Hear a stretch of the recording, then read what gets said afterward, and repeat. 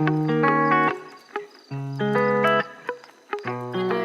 back to my channel. I wanted to do this video because I wanted to share what happened recently on Friday the 11th of April when I was 32 weeks and 2 days pregnant and I was admitted to hospital. I was there for over 48 hours, only discharged 2 days later on the Sunday. At the hospital they did tell me what was going on, and they told me that this was called PROM, PPROM, which stands for Preterm Premature Rupture of Membranes. I wrote everything that happened, like times, what tests were being done, etc., all on the notes on my phone, because I knew I was going to do this video and I didn't want to miss anything. But because I film on my phone, I had to write everything down onto paper. So this morning when I woke up at 4 o'clock in the morning, this is what I was doing. So that's dedication for you. Let's get straight into this video. I am sat on my bed. I am in my new soft pajamas. I am wearing knickers with a giant maxi pad in. I am leaking. This is not an ideal situation right now. So my waters broke early at 32 weeks and 2 days pregnant. Our baby is still encased in the sac. I thought that when your waters broke, the sac was gone completely, but a midwife explained to me that when your waters break, it's not like a balloon being popped and it just shrivels down to nothing. Your baby is still encased in the sac, but there's a hole in it, and that's why the fluid is coming out. My baby is head down, but I have had no contractions and no signs of infection. So let's get on to dates and times and just step-by-step timeline of everything that happened between Friday the 11th of April and 2 days later on the Sunday when I was discharged. So on Friday the 11th of April at 4 o'clock in the morning, I noticed my thighs were wet again, but I didn't feel anything come out. I decided that I wanted to get up, go to the bathroom and clean myself up. As I sat up to get out of bed, a gush of fluid came out of my vagina. The light was off because it was 4 o'clock in the morning. James was still asleep and I woke him up. I turned the light on and the bed sheet was covered in fluid. It was all over the carpet and I literally looked at James and started crying because I knew that this was the waters breaking and that it was too early. She would be a premature baby, she would have to stay in hospital. This was not a good thing. So that happened at 4 o'clock in the morning, and half an hour later at 4:30 in the morning, once I'd cleaned myself up, although I just kept leaking and leaking, it would not stop.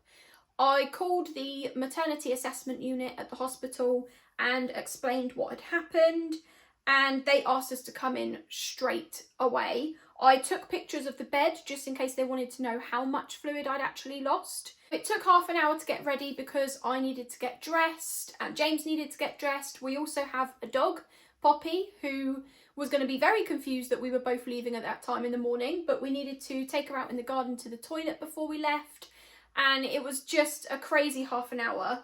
We left home at 5 o'clock in the morning, drove to the hospital, and because I didn't have any maxi pads to catch the fluid in my underwear, I literally just put layers and layers of kitchen roll instead. We got to the hospital at 5:15 in the morning. It only took us 15 minutes to get to the hospital because there was no traffic on the road. We arrived at 5:15 in the morning. I explained what happened, showed the picture of the fluid on the bed. They took a urine sample that ended up being normal. They checked my blood pressure, pulse, temperature. They also put monitors on my tummy to check our baby's heart rate, and that was normal. Everything was normal. They did a blood test, like took my bloods. The only annoying thing about that is that I didn't know why they were taking my bloods, but I also didn't get the result until 2 days later, on the day that I was being discharged.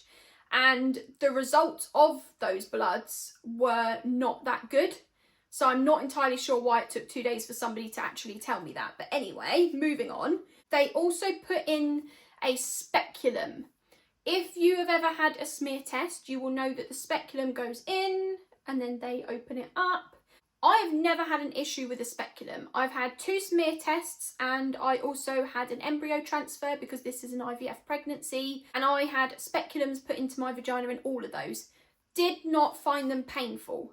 Felt weird, but did not feel any pain. When they put the speculum in, it hurt. Really, really hurt. But it needed to be done because they had to take swabs to check that the fluid was definitely fluid from the amniotic sac, like to make sure that my waters had actually broken and that it just wasn't something else. It was confirmed that it was from the amniotic sac. My waters had definitely broken. They felt my tummy for baby's position and they weren't 100% sure whether she was sideways or head down. Everybody seemed to be struggling to figure out where she was positioned. And they ended up doing an ultrasound and confirming that she was head down. That all took 45 minutes. So at 6 o'clock in the morning, they gave me an antibiotic and they told me that I was going to be taking antibiotics for 10 days. It was a 10-day course and I needed to take them at every 6 and 12. 6 o'clock in the morning, midday, 6 o'clock in the evening, midnight. So I was going to be taking antibiotics 4 times a day for 10 days in total. And this was really, really important because the antibiotics were to prevent infection. When your waters break, if you don't give birth within 24 to 48 hours, you can get an infection. And obviously, we don't want to get an infection because that is not good. So that's why I was going to be on antibiotics for 10 days. They then told me that I was definitely going to be admitted to hospital, but I needed to wait for a bed upstairs. An hour went by, it was 7 o'clock in the morning, and James needed to go home because our dog needed to have breakfast and he needed to get me a bag because now that I was being admitted, I needed pyjamas and toiletries. And then his mum came over because she was just going to take the dog with her for the day. And then on his way back to the hospital, he got me a McDonald's breakfast because I hadn't had breakfast yet. At 8 o'clock in the morning, so bearing in mind it was 2 hours since being told, yeah, you're going to be admitted, we're waiting for a bed, I finally moved upstairs to a bed and I was in a room with 2 other women. When I got upstairs and I got the bed, I was met with new midwives and doctors. So I explained everything again, showed the picture on my phone again of the liquid that I had lost. I had to have a steroid injection, and this is, again, very, very important, just like the antibiotics. The steroid injection is to get the baby's lungs to develop quicker. They were like, do you want the injection in your thigh or in your bum cheek? I was like, my thigh, thank you. Wow. I hate it when medical professionals do not give you a warning that something's going to hurt. I know an injection hurts, obviously. A needle going in your skin hurts, obviously. But they didn't tell me that when they're pushing that liquid into my thigh, it's actually going to burn. As soon as she walked away, I looked at James and was like, ow, that hurts so much. He was like, she wasn't gentle either. She just pinched and went, ping, like she was playing darts. So I had the steroid injection. They then used a Doppler to listen to baby's heartbeat. And they did that every morning and every afternoon the whole time that I was at the hospital. They also checked my blood pressure, temperature and pulse on a regular basis. And when I say regular, I mean, oh my goodness, so many times. All of it was always normal. So baby's heart rate was always normal.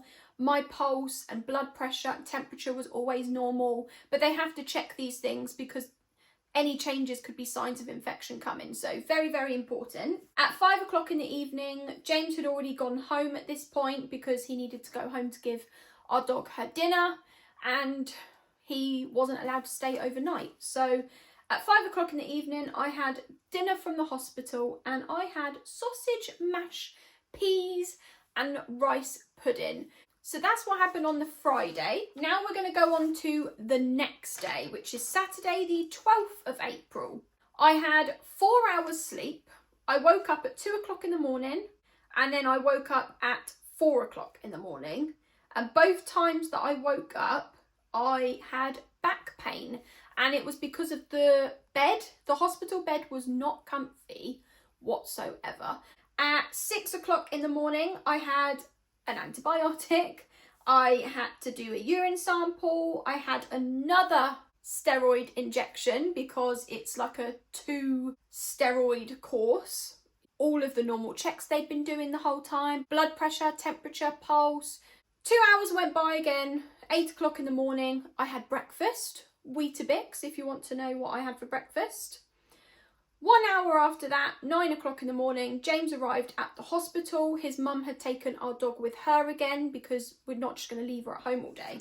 Unfortunately, James couldn't actually stay with me because he had an appointment at the hospital, and he ended up being at that appointment for 4 hours. At 10:15 in the morning, the doctor came, and I thought I was going to be able to go home, to be honest, because everything had been normal. There were no contractions, there was no sign of infection, but the doctor told me that I couldn't go home until I'd been there for 48 hours, because if you don't give birth within 24 to 48 hours after your waters break, there's the risk of infection. So standard procedure is that you have to stay at the hospital for 48 hours before you can be discharged, so that you are there if infection comes. So they were like, no, you've got to stay here for the rest of today and overnight again, but as long as everything is still normal, tomorrow you can go. So 45 minutes after the doctor told me I couldn't go home and that I was going to be there another night, it was 11 o'clock in the morning. I was like, I'm going to have a shower. So I decided to have a shower at the hospital. At 5 o'clock, it was hospital dinner time again, and my brother had actually recommended the curry because when he was at the hospital he had the curry. So I took his advice, and that was the most banging curry I've ever had. I'm not even joking. I even was trying to find out, like, was this just microwave or did somebody cook this? It was so good. That was the best curry I think I've ever eaten. And then I had a yogurt as well. And then at 10:30 in the evening, when they had finished doing all of my checks, I went to sleep. I slept for an hour and a half. Woke up at midnight because they needed to give me my antibiotic, and I was then awake for 4 hours until 4 o'clock in the morning. That then takes us to Sunday, which is the day that they discharged me from hospital. On Sunday, it was 4 o'clock in the morning. I'd been awake for the last 4 hours. I finally went back to sleep for 2 hours, woke up at 6 o'clock in the morning. At 6 o'clock in the morning, standard, they gave me an antibiotic, did a urine sample, I had another blood test, they did all the other checks that they were doing for me, so temperature, blood pressure, pulse, everything normal. 7 o'clock in the morning, an hour later, checked baby's heart rate using monitors on my tummy, still normal like she had been the whole time. 8 o'clock in the morning, I had breakfast, Weetabix again. 2 hours after that, it was 10 o'clock in the morning, the doctor came round to do the rounds and told me I could go home today. My urine sample was normal and had been the whole time I was there. All of the checks that they've been doing, like blood pressure, temperature, pulse, they've always been normal. Everything that they've been checking with our baby, like heart rate, that's always been normal. The only thing he mentioned was that my blood test results on the Friday when I was first admitted, remember I said they never even told me the results. So the white blood cells were high, and then at 6 o'clock in the morning, they had done my bloods again, and the results of that showed that the white blood cells were higher. So the doctor wanted me to have bloods done again because what he wanted was for the white blood cells to be going down, even if it was still high, but just lower than it was at 6 o'clock in the morning. That's okay because it's a downward trend. But if the white blood cells were higher than they were at 6 o'clock in the morning, then we've got an upward trend and something's going on, maybe infection is coming. They also said it could just be my body reacting to the steroids and working with the steroids to get what it needs to do done. He also did an ultrasound scan to check on baby, all good. Obviously there was less fluid, but my waters had broke, there is going to be less fluid, not an issue. Baby was weighing 3 pounds, 9 ounces, 16th percentile. Don't ask me what the percentile means because I don't know. But weighing 3 pounds 9 ounces. So basically, once the doctor was finished with me, I knew in my head that I needed my bloods done again. I needed a fit note because I was going to need to be signed off work for the rest of the month. I needed antibiotics to take home so that I could continue taking the antibiotics. And I also needed to get an appointment time for Tuesday, which was 2 days later, so that they could do all the bloods again and the checks again and just see how things are going. But they told me that I would get a call or a text with the time, so I didn't actually need to wait around to find that out. They could just call me or text me the next day or something, so I didn't actually need to wait for anything with that. At 11 o'clock in the morning, I had my bloods taken. I had the fit note given to me, so I was signed off work for the rest of the month. All I was waiting on at 11 o'clock in the morning was for the hospital pharmacy to give me my antibiotics. That's all I was waiting on. It got to 1 hour later, 12 o'clock midday.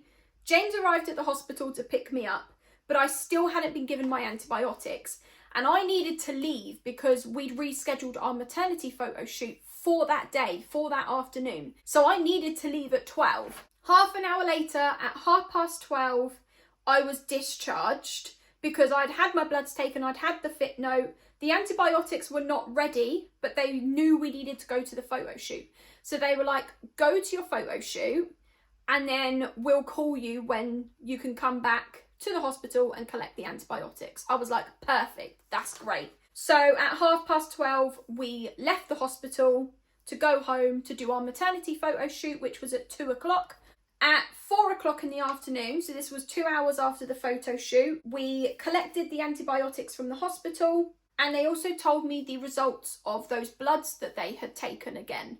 And they told me that the white blood cells had gone higher. The doctor in the morning has said that he wanted the white blood cells to be going down. However, the doctor in the afternoon, which was a different doctor from the one I saw in the morning, he said he wasn't concerned and that he didn't want me admitted to the hospital.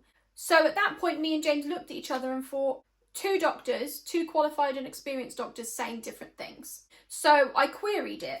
So what ended up happening was the doctor in the afternoon that had said he wasn't concerned, he came to speak to me directly to explain why he wasn't concerned.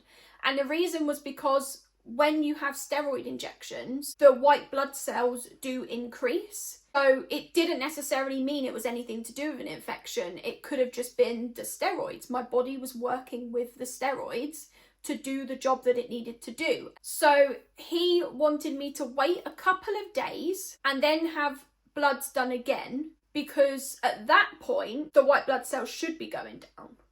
But if they are still going up, then we definitely know it's not about the steroids anymore and there is an infection coming. We didn't get home until 7 o'clock in the evening. We had dinner, I continued my antibiotics, and then I sent my fit note to my managers so that they knew I was now signed off work. But that is everything that has happened between Friday the 11th of April and 2 days later on the Sunday. If you have any questions, please do reach out, either in the comment section below or on Instagram. You can just DM me. I will answer your questions. I'm not a medical professional, so depending on what you ask, I might not be able to give you answers, but I am more than happy for you to reach out if you need to.